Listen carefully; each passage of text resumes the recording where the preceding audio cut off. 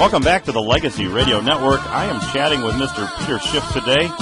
My name is Dennis Tubbergen, your host, and this is the Everything Financial Radio Show. Peter, we were talking about regulation and excess regulation in the last segment, and in your book, The Real Crash, you make a very bold statement. You state that the biggest and most important thing, I may be paraphrasing a bit there, that politicians could do to stimulate hiring would be to abolish the Medicare and Social Security payroll tax. Can you comment on that, and is that really something that could be accomplished? Well, I mean, I'm not even sure if that's the best thing. I mean, that's one of the things that they need to do, because after all, think about what that tax is. It's a tax on hiring. It's a hiring tax. It's a payroll tax. If you hire somebody, then you have to pay that tax. So what it does is it increases the cost of hiring people, and the consequences are fewer people are hired. I mean, that's just basic econ, right? Econ 101. You get less of what you tax, you get more of what you subsidize. If you increase the price of something, you decrease the demand for that thing. I mean, everybody can see that. I mean, in our own lives, as things get more expensive, we buy less of them. As things get cheaper, we buy more of it. And so whatever the government does to make hiring people more expensive, it simply discourages people from hiring. And I also think one of the biggest costs of hiring people is the legal liability. The way society now, the way the legal system works, you are held responsible financially for all kinds of things that your employees do that are beyond your control. In addition to how easy it is for your employee to sue you if they're not completely happy with their work environment or things that go on at work, or maybe you let them go and they're not happy with the reason. They want to drag you into court. And, of course, court is so expensive and the laws are so tilted to favor the employee. Whenever there's a lawsuit between an employee and employer, the employer is automatically the villain. You know, and he's basically on the defensive trying to prove his own innocence. So we've so tilted the playing field in favor of the employee that the only thing that employers can do to try to balance it out is to not hire people. You know, and that's what's going on. And I think minorities in particular, we've passed so many laws against discrimination that so many small employers have no choice but to discriminate, because if they hire minorities, you know, they're basically sitting ducks. Peter, it's hard to have a conversation like this without talking about politics. And in the last segment, I mentioned that you have been a political candidate and been politically active in the past. Give us your take on this current election season. Is there a presidential candidate that will pursue the correct fiscal policy, or are we just in for more of the same? Well, I mean, obviously there was one in the Republican Party, Ron Paul, but he's not going to be the nominee.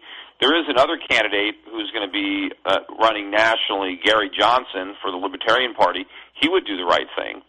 But the two major candidates, you know, the only ones that have a realistic probability of winning, Barack Obama and Mitt Romney, neither of them is going to do the right thing. So it's another choice between the lesser of the two evils.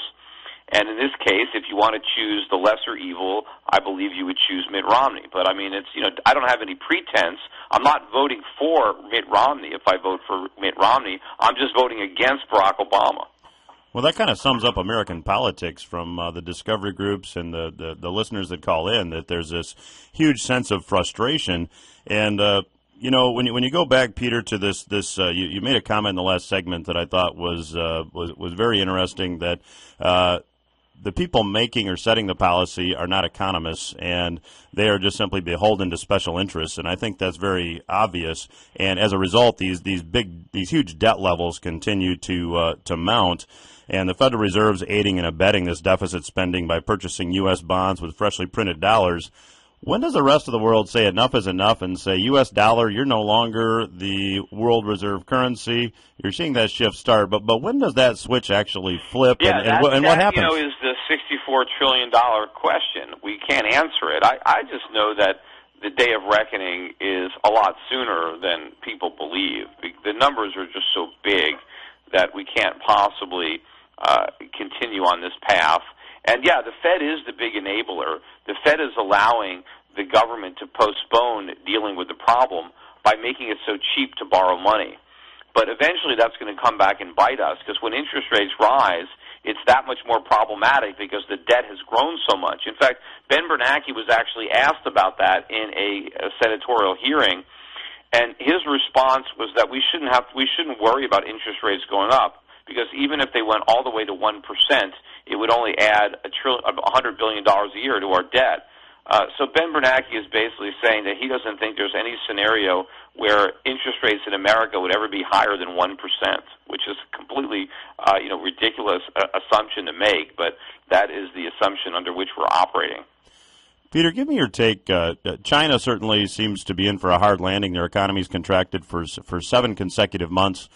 Meanwhile, it appears that China's accumulating a lot of gold. Are they setting up their currency to be the next world currency tied to something tangible like gold? Well, if they're smart, they are. That's what I would be doing if I were them. I would be buying a lot more gold a lot quicker. I'd be buying gold mining stocks if I were China. But they know that the dollar is doomed, and they know that the main thing standing between the dollar and collapse is them, and so they decide when to pull the plug. And so I think they hold a lot of the cards, and I think they're trying to prepare for that eventuality as best they can. Whether their strategy is going to prove the right one, we'll see. I mean, right now, I know that their economy is suffering because of this huge subsidy that they're extending to the United States, and I think that subsidy is costing average Chinese citizens greatly. And the sooner it ends, the sooner a real, boom can begin in China that benefits their own citizens far more, because right now Americans are benefiting more from the boom in China than the Chinese, because we get all the stuff that they produce and we don't have to pay for it. Peter, I read your book, Conquer the Crash, and when it was that's released. Not my book. Conquer the Crash, I think, sounds like. Excuse me. How to Profit in the Next Crash. I interviewed Bob. I interviewed Bob Prechter. Prechter. That's his book. My book was Crash Proof. How to Profit from the coming economic collapse. And my newest book is The Real Crash: America's Coming Bankruptcy: How to Save Yourself and Your Country. I interview so many smart people. I'm sorry. I got you. But in that book, Crash Proof, you felt deflation was a likely outcome of massive accumulated debt levels. Do you still feel that way, or do you think the central banks of the world? Looking more at Prechter's book, but I think deflation is what we need. It's the natural consequence of inflation. If you inflate a bubble, when it bursts, it deflates. And so deflation would follow inflation the way night would follow day. But the problem is the government is able to intervene when you're dealing with fiat money. And so the government could always prevent deflation by printing enough money. And unfortunately, that is what's going to happen. I think that is what is happening. We do have deflation in terms of gold. So you can see the prices of stocks and real estate and even consumer goods falling when you measure them or pay for them with an ounce of gold. But if you look at what's happening versus, through the prism of a dollar or a euro, then you're going to see that prices are rising. And we're not going to get the deflation that we need. We're going to get inflation that we don't need. What are you advising your clients to do to preserve their nest eggs in this environment? Yeah, well, the same thing I've been advising all along is to prepare for the end game, which is a collapse in the dollar. Either it goes to practically zero, or we stop the decline at some point by aggressively raising interest rates and cutting government spending. But between now and then, I think the dollar loses a lot of value. So I think you need to invest abroad. You need to invest in foreign markets. You can avoid the other problem areas of the world, such as some of the European countries, but you have to find relative safe havens in this very tumultuous global economy. But you can find the safe havens, identify the countries that have less risk. I believe the currencies that have less risk than here. Own precious metals, own gold and silver, own commodities in general as a hedge against inflation. And, this is the advice that I give in my most recent book. I've been giving this advice all along. And so far, we haven't had the real collapse that I've been anticipating, but I just think it's a matter of time. And every day we're closer to that day of reckoning. Could you give the listeners your thoughts on some of the stronger currencies that exist worldwide? Well, I think the currencies in Asia, especially when they stop intervening, like Singapore dollar, Chinese RMB, Hong Kong dollar, a lot of the Southeast Asian currencies, also the Scandinavian currencies, the Norwegian krona, the Swiss, the Swedish krona. In Europe, the Swiss franc is right now being pegged to the euro, eventually they're going to have to unpeg it and let the Swiss franc rise because it should be a lot higher. You've got the Aussie dollar, the Kiwi dollar, New Zealand dollar, even the Canadian dollar. There are some of the South American currencies you can own, and some other Eastern European non-Eurozone currencies. You spread your risk around in currencies. You be diversified. You never know which politicians are going to do something stupid. But I think that it's also important to have real money because currency is just a money substitute. The real thing is gold, and you want to make sure you own that. Peter, we have about a minute left. Care to give us a forecast for what you think the U.S. Stock market indices will do over the next year or two? I don't think they're going to make much progress on the upside, or I don't think they're going to collapse. I think they'll, head sideways. But I think they'll go down in terms of inflation, specifically if you measure it in terms of gold, which is why I say that you're not going to preserve your wealth. The real risk is the bond market. When is that bubble going to burst? It's hard to say. It's long overdue. And so it could happen at any time. But you just got to be prepared. I mean, you have to be prepared in advance because you can't try to react to the crisis afterwards because it'll be too late.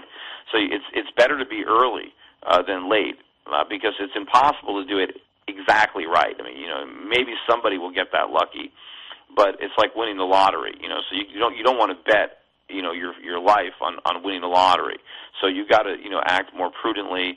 And I think too it's important with precious metals that you steer clear of collectibles, numismatics, or any of these cons that are being promoted so heavily, on the internet or on radio, because people are just overpaying for their gold, and they're enriching the seller, at their own expense. Peter Schiff, the book is The Real Crash. Would advise everybody to go pick it up, and I'm assuming, Peter, Amazon and all the major bookstores. Yeah, you can go to Amazon, Barnes & Noble, pick up a copy of The Real Crash. It's selling pretty briskly right now, but yeah, buy it, get a copy for your friends. The more the better. We got to spread the word. Peter, thank you for joining us. Thanks for having me on.